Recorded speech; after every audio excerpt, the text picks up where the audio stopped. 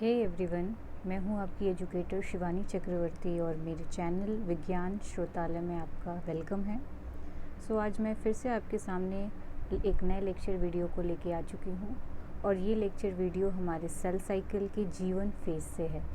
हालांकि cell cycle के मैंने ऑलरेडी 2 लेक्चर वीडियो बना लिए हुए हैं जो कि पार्ट 1 और पार्ट 2 है। आप चाहें तो मेरे चैनल पे जाके देख सकते हैं और मेरी यही रिक्वेस्ट रहेगी कि पहले आप पार्ट 1 और पार्ट 2 देखिए, क्योंकि अगर आप पार्ट 1 और पार्ट 2 नहीं देखेंगे तो हो सकता है आपको ये पार्ट 3 आज का जो लेक्चर है वो क्लियर ना हो पाए। तो आप सबसे पहले पार्ट 1 और पार्ट 2 जाके देखिए अगर आपने नहीं देखा है तो चलिए स्टार्ट करते हैं। जैसा कि आज का टाइटल हमारा है जीवन फेज पे, ओके। लेकिन जीवन फेज स्टार्ट करने से पहले हम बात करेंगे सेल डिवीज़न का, कि सेल डिवीज़न क्या होता है, what is cell division. So basically cell division एक ऐसा प्रोसेस होता है जहाँ पे कोई भी पेरेंट सेल्स डिवाइड होता है और वो सेल्स डिवाइड होने के बाद या तो दो से ज़्यादा मोर डॉटर सेल्स का फॉर्मेशन करता है। तो इस प्रोसेस को जहाँ पे सेल डिवाइड हो रहा है और डिवाइड होने के बाद 2 और मोर देन डॉटर सेल का फॉर्मेशन कर रहा है, that is cell division, okay. Cell cycle का ये एक बहुत बड़ा पार्ट होता है। अगर हम सेल डिवीज़न की डिस्कवरी की बात करें तो सबसे पहले लाइट माइक्रोस्कोप की मदद से सेल डिवीज़न को, उसके स्टेप्स को जिस साइंटिस्ट ने देखा उनका नाम था ह्यूगो वॉन मोहल। मैं यहाँ पे हाईलाइट कर देती हूँ, उनका नाम था ह्यूगो वॉन मोहल। ये एक जर्मन बॉटनिस्ट थे। इन्होंने लाइट माइक्रोस्कोप की हेल्प से जिस एल्गी में सेल डिवीज़न के स्टेप्स को देखा और खोजा वो एल्गी था क्लैडोफोरा ग्लोमेरेटा। ये भी बहुत इम्पॉर्टेंट क्वेश्चन है आपके कॉम्पिटिशन्स के लिए। इन्होंने इसी एल्गी में सबसे पहले सेल डिवीज़न्स को देखा था।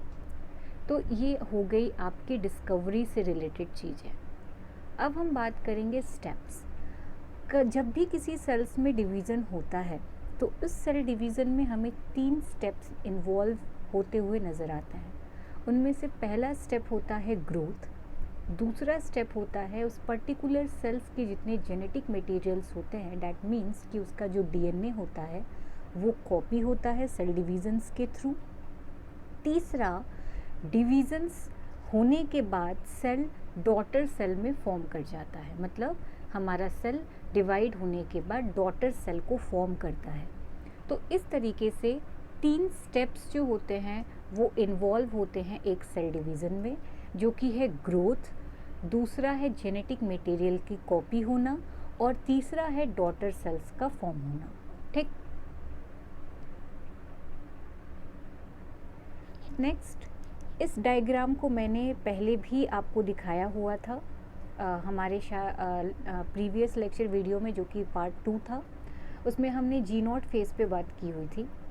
तो ये सेल साइकिल में हमने क्या बात की हुई थी कि ये जो आपको स्क्रीन पे सेल साइकिल दिख रही है, इस सेल साइकिल में आपको 2 मेन स्टेजेस नज़र आते हैं।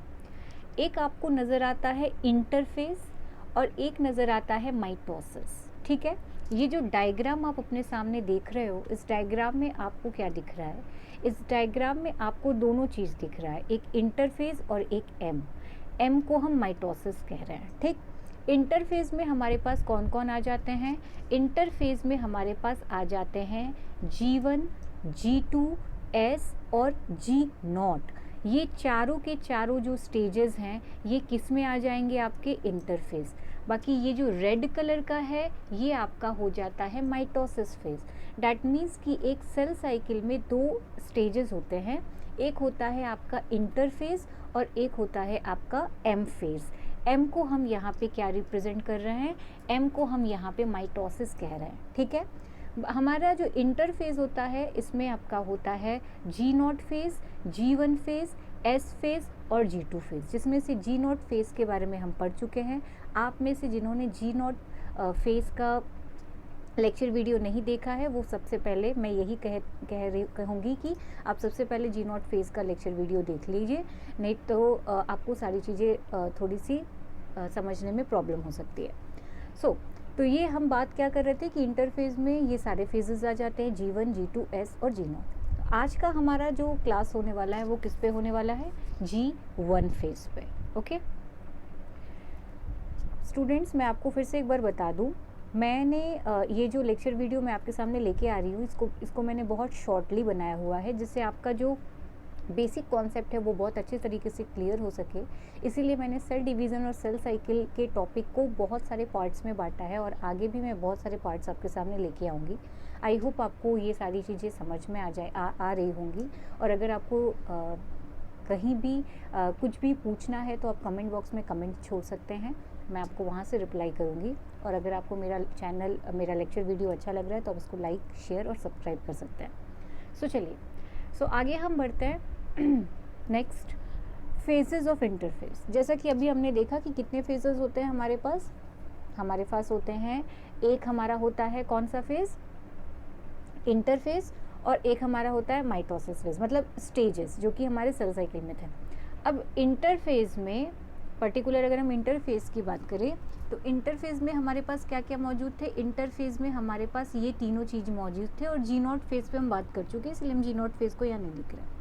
तो यहाँ पे कौन कौन से फेजेस है हमारे पास, G1, S और G2। यहाँ पे भी क्वेश्चंस पूछे जाता है। नॉर्मली एनिमल्स में जो G1 फेज होता है, इसको अगर हम फुल फॉर्म देखा जाए तो इसको फर्स्ट गैप फेज कहते हैं, ये भी क्वेश्चन आ जाता है कभी कभी। और इसका जो टाइम ड्यूरेशन होता है वो 11 आवर्स का होता है, 11 घंटे का होता है। एस फेज, एस का मतलब ही होता है सिंथेसिस, मतलब इस फेज में किसी न किसी चीज़ का फॉर्मेशन और सिंथेसिस होता है, डेट्स वाई इस फेज को हम एस फेज कहते हैं। ये इसका जो टाइम ड्यूरेशन होता है ये 8 घंटे का होता है। इसके अलावा अगर G2 फेज की बात करते हैं तो इसको हम सेकेंड गैप फेज कहते हैं, जो कि 4 आवर्स का होता है। और नॉर्मली माइटोसिस जो है वो ह्यूमन बीइंग में 1 आवर्स का होता है, 1 आवर्स की ड्यूरेशन का होता है। तो इस तरीके से आपसे यहाँ से भी क्वेश्चंस पुटअप हो सकते हैं कि कितने कितने टाइम ड्यूरेशन के कौन कौन से फेजेस होते हैं सेल साइकिल के इंटरफेज में। एक चीज़ और भी मैं बता दूँ आपको कि अगर आपसे क्वेश्चन कंपटीशन में ये पूछा जाता है कि सेल साइकिल का सबसे लॉन्गेस्ट फेज किसे कहते हैं, तो वो होता है आपका इंटरफेज। और अगर ऑप्शन में इंटरफेज नहीं रहता है तो इंटरफेज में आपको ऑप्शन लगाना पड़ेगा, मैं कलर चेंज कर देती हूँ, ऑप्शन लगाना पड़ेगा G1 फेज, क्योंकि G1 फेज सबसे लॉन्गेस्ट फेज माना जाता है, इंटरफेज का ही नहीं बल्कि पूरे सेल साइकिल का। और साथ ही साथ सबसे शॉर्ट फेज जो होता है वो आपका होता है G2 फेज। ठीक है, ओके आगे बढ़ते हैं। जो हमारा आज का टाइटल था G1 फेज, मैंने इसको इसलिए अभी लास्ट में स्टार्ट करा क्योंकि पहले आपको बेसिक समझ में आ जाना, मतलब क्लियर होना चाहिए, तब सारी चीज़ें आपको बहुत अच्छे से क्लियर हो जाएंगी। तो G1 फेज में भी कई सारे क्वेश्चंस आते हैं, और मैंने यहाँ पे पॉइंट पे बात की हुई है कि कौन कौन से क्वेश्चंस किस तरीके से आ सकते हैं। जैसे कि यहाँ पे पहला पॉइंट आप जो बता रहा है वो यही बता रहा है कि G1 फेज को हम प्री DNA फेज कहते हैं। प्री का मतलब होता है पहले और पोस्ट का मतलब होता है बाद में, राइट। तो प्री DNA सिंथेसिस फेज का मतलब हुआ है कि DNA सिंथेसिस बनने के पहले का प्रोसेस, मतलब हम कह सकते हैं कि DNA सिंथेसिस होने के पहले की जो प्रिपरेशन की स्टेज होती है, जहाँ पे DNA बनना शुरू होता है, प्रिपेयर होना शुरू होता है, उस स्टेज को हम G1 फेज कहते हैं। ठीक है, साथ ही साथ मैंने जैसे कि अभी थोड़ी देर पहले आपको बताया कि ये हमारे इंटरफेज का लॉन्गेस्ट स्टेज होता है, साथ ही साथ सेल साइकिल का भी सबसे लॉन्गेस्ट फेज होता है। Most of cells spend their most of time in G1 cell growth and protein synthesis start in G1 phase. यहाँ पे जो प्रोटीन का फॉर्मेशन हो रहा है वो हिस्टोन प्रोटीन का फॉर्मेशन हो रहा है, ठीक है, याद रखिएगा। और यहाँ पे G1 फेज में आपको देखने को मिलता है कि सेल क्या करती है, वो ग्रोथ करती है, ठीक है, पर्टिकुलर सेल यहाँ पे ग्रोथ करती है इस स्टेज में, और प्रोटीन का सिंथेसिस होना यहाँ पे स्टार्ट हो जाता है। इसीलिए इसको हम कहते हैं DNA सिंथेसिस, यानी pre DNA synthesis phase. Okay, next, इसके अलावा आपको इस फेज़ में और भी चीज़ें देखने को मिल जाती हैं, वो ये कि इस फेज़ में रेप्लिकेशन, दैट मीन्स कि DNA का जो डुप्लीकेशन होता है, कॉपीज़ होती है, वो आपको यहाँ पे देखने को नहीं मिलती है। ठीक है, G1 फेज़ में ये आपको देखने को नहीं मिलेगा, ये एब्सेंट मिलेगा। और जो क्रोमोसोम्स होता है वो यहाँ पे कंडेंस्ड नहीं होता। कंडेंस्ड का मतलब होता है संघनित, ठीक है ना। तो कंडेंस आपको यहाँ पे क्रोमोसोम्स का फॉर्म नहीं देखने को मिलेगा। साथ ही साथ डीएनए का जो मॉलिक्यूल है, पर सेल में डीएनए की कॉपी, उसके मॉलिक्यूल की कॉपी कितनी रहेगी, सिर्फ और सिर्फ एक ही रहेगी। तो ये जितने भी मैंने पॉइंट्स बोले हैं ये सारे आपके कॉम्पिटिशनल वे के लिए बहुत इंपॉर्टेंट है। हर एक पॉइंट में कॉम्पिटिशनल क्वेश्चंस छुपा हुआ है। तो आई होप आपको ये यहाँ तक चीज़ें समझ में आ गई हो। ठीक है, ये हमारा आज का लेक्चर यहीं पे फिनिश होता है। मैं नेक्स्ट लेक्चर लेके आऊँगी हमारे सेल साइकिल के ही नेक्स्ट टॉपिक से, जो कि हमारा होगा G2 फेज, एस फेज और G2 फेज, ओके, जो कि पार्ट 4 एंड पार्ट 5 लेक्चर होगा। तब तक के लिए थैंक यू।